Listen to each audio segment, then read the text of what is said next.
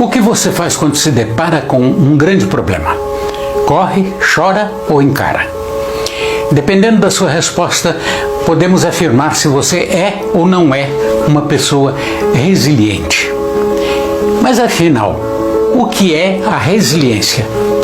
A resiliência nada mais é do que a capacidade humana de superar as adversidades, transformando os momentos difíceis em oportunidades para aprender, crescer e mudar.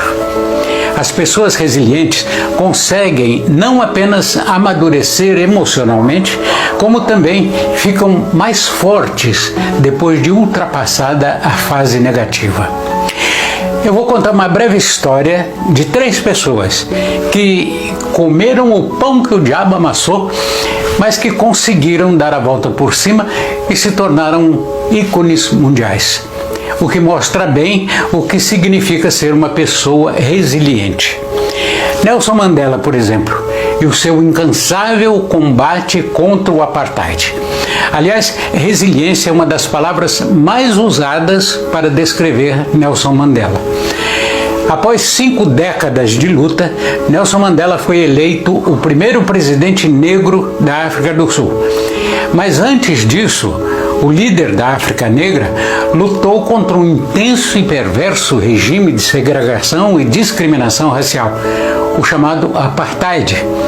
A sua força e desejo de ajudar as pessoas que sofriam com o preconceito não repercutiu apenas no continente africano, mas passou a ser um exemplo para o mundo todo. E mesmo após 27 anos preso numa cela minúscula, com apenas poucos metros de comprimento para se locomover e privado de poder ver a sua família por quase 3 décadas, Mandela não aparentou ódio ou desejo de vingança quando finalmente foi libertado, mas sim uma grande serenidade que foi transmitida através de seus discursos que atravessaram o mundo todo. Ninguém nasce odiando outra pessoa pela cor de sua pele, ou seu passado, ou sua religião. As pessoas aprendem a odiar, e se aprendem a odiar, podem ser ensinadas a amar, pois o amor chega mais naturalmente ao coração humano do que o seu oposto. Vencedor do Nobel da Paz em 93, Mandela é um dos exemplos mais claros da resiliência humana. Outro exemplo de resiliência humana é Stephen Hawking, 1942-2018, e a sua luta contra a esclerose lateral amiotrófica. O físico teórico e cosmólogo mais consagrado da contemporaneidade não deixou que a sua grave condição física afetasse o sucesso da sua carreira. Muito pelo contrário. Além de ter 3 filhos, um neto e inúmeros prêmios recebidos em reconhecimento aos seus estudos científicos, Hawking é uma lenda quando o assunto é física e cosmologia. Mas para quem não sabe sua história, Stephen Hawking foi diagnosticado aos 21 anos com esclerose lateral amiotrófica, uma doença grave que gradativamente vai paralisando todos os músculos do corpo da pessoa. Passados mais de 50 anos do diagnóstico, Hawking já não tinha quase nenhum controle sobre o seu próprio corpo. Mas isso nunca o impediu de continuar a trabalhar e de feitos extraordinários. Inclusive a participação em algumas séries de televisão e alguns filmes.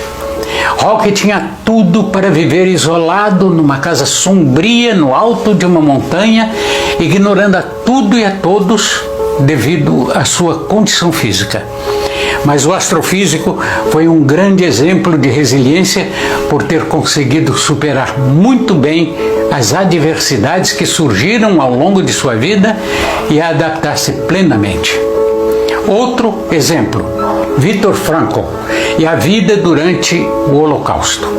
A Segunda Guerra Mundial foi um dos episódios mais macabros do século XX e um dos mais horrendos em toda a história da humanidade. Imagine como seria viver num campo de concentração. Agora, imagine como seria ter que viver em 4 zonas de extermínio. O médico psiquiátrico austríaco Viktor Frankl, 1905-1997, experimentou na pele durante 3 anos o inferno de viver em 4 diferentes campos de concentração nazista: os guetos de Theresienstadt, Auschwitz, Kaufering e, por fim, Turkenheim. Após ser separado de sua mãe, irmão e esposa, Viktor tenta manter a calma e resistir aos horrores do local, se concentrando no seu trabalho. E com a ajuda de algumas folhas de papéis roubados do escritório nazista, o psiquiatra começava a escrever aquele que seria o seu livro de maior sucesso. Em 1945, o campo de concentração onde estava preso é libertado pelos aliados. Como se não bastasse todo o sofrimento dos últimos anos, Viktor descobre que sua mãe, esposa e irmão foram assassinados nas câmaras de gás de Auschwitz. Mesmo depois de todos esses eventos trágicos, Frankl consegue ultrapassar a depressão e seguir com sua vida. Torna-se um dos mais prestigiados psiquiatras do mundo, sendo convidado para lecionar em importantes universidades como Harvard e Cambridge, por exemplo. Frankl é conhecido por ser o fundador da logoterapia, uma vertente da psiquiatria que explora o sentido da existência do indivíduo e a sua dimensão espiritual.